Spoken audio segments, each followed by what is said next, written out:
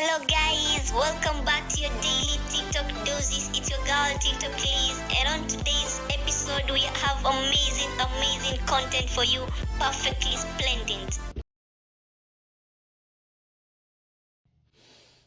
Ladies, smell your panties. No, seriously, the smell of your panties can tell you a lot about your feminine health. Even after taking a whiff and you notice a smell, that doesn't mean necessarily you're abnormal, because our lady parts have smells, but these smells should not be odors. They shouldn't smell strong and funky.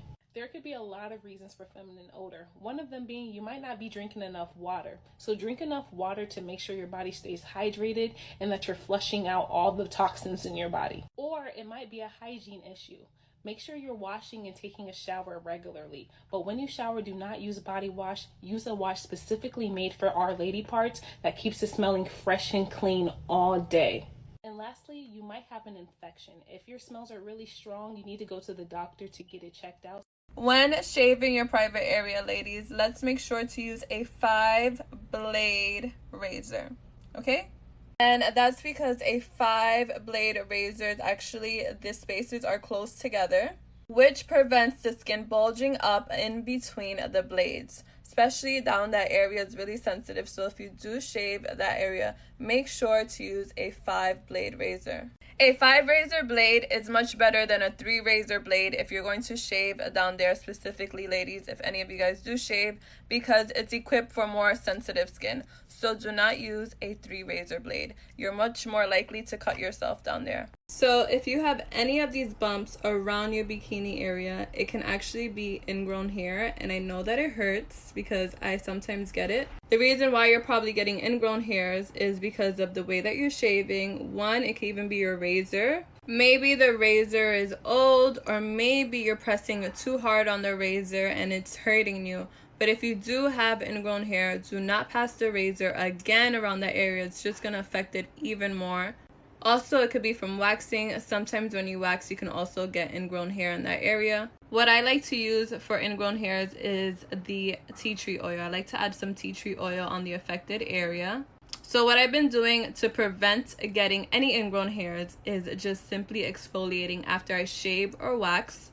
So by doing that, I haven't gotten too many ingrown hairs at all this summer. So if you want, give that a try. If you guys want to learn more about this, make sure to follow me here and on Instagram. Ladies, I know we all like to say that we have the best punani ever, but what does having that good actually mean?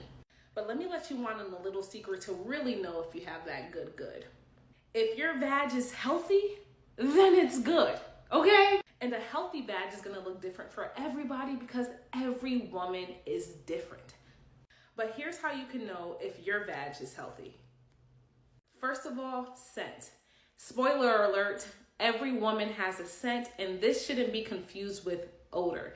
Every woman's scent is different, but I like to wash up every day with my Fresh and Clean Gentle Feminine Wash. Secondly, infections. Do you have a yeast infections, BV, or a pH imbalance? That's why you should use boric acid to make sure everything down there is operating correctly. If you have a vagina and you're using a feminine wash like Summer's Eve or Vagisil or anything that's pH balanced, you need to stop using it. You need to throw them out, and they're doing more harm than good. And the thing with these products, they're killing the good bacteria in your vagina. And so when you start using them, you're like, okay, whatever. And then after some time, when you want to stop using them, you're like, I can't stop using them because my vagina smells weird if I don't use them anymore, because they've killed off all the good bacteria, and now you have like an imbalance and it creates weird smells. And then you have to keep using them because you want to mask these smells.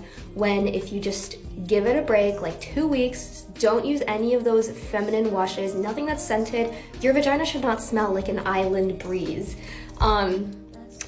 You will notice a significant change, and you'll be like, oh, okay, cool, my vagina smells normal, and you won't need to use these products anymore. Also, these products are just made to make women feel bad about their own bodies. Water and mild soap, like unscented soap if you want to use soap, that's all you need. Don't buy these products. 10 things your gynecologist wants you to know. We don't care about your grooming habits. Don't cancel your appointment because you're on your period. We do not faint at the sight of blood.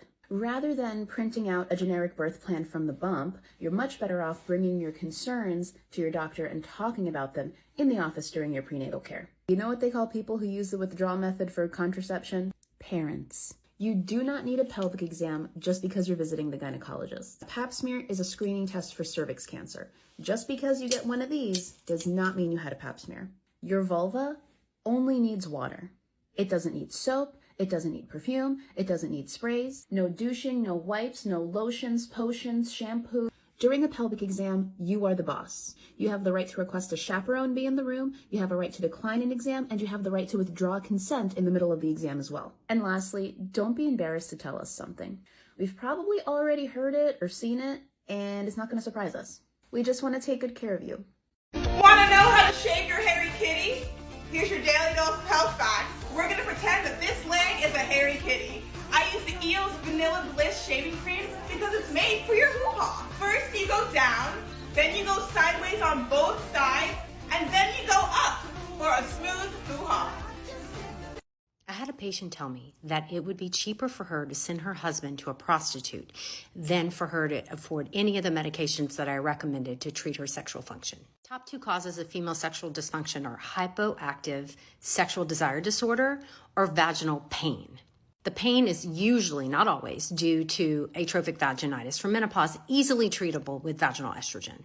There's some medications for HSDD that have been proven to be helpful. Here's one. This is for 9 auto-injectors, $6,000. Here's another. This is per month. And this is Viagra. And the vaginal estrogen cream to treat pain, per month. I'm just an OBGYN physician. Someone explain to me why this happens. Here are 5 things your gynecologist wants you to know.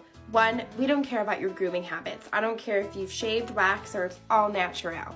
2, don't ever feel ashamed or embarrassed to ask for STD testing. 3, don't ever feel ashamed or embarrassed to ask for birth control. 4, don't ever feel ashamed or embarrassed, are you seeing a theme here?